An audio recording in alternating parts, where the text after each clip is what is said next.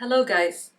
Today in this video I will teach you how to use the future tense in Saudi Arabic.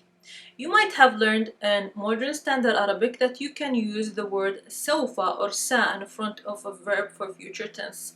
But in Saudi Arabia we don't use this. Instead we put the letter ba or ha in front of a verb to talk about something in the future. For example, if you want to say I will go to the gym tomorrow, you can say أنا بروح النادي بكرة. أنا بروح النادي بكرة. In this sentence, راح means go and ba means will. Also you could say أنا حروح النادي بكرة. أنا حروح النادي بكرة. The letter ba and ha both mean will and can be used interchangeably. And the last way we can talk about the future tense in Saudi Arabic is by using the word راح, which also mean will or going to.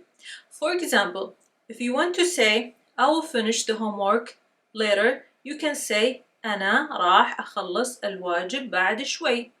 أنا راح أخلص الواجب بعد شوي.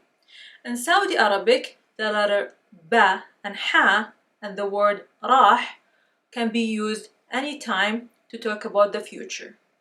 Also, there is no difference between the three.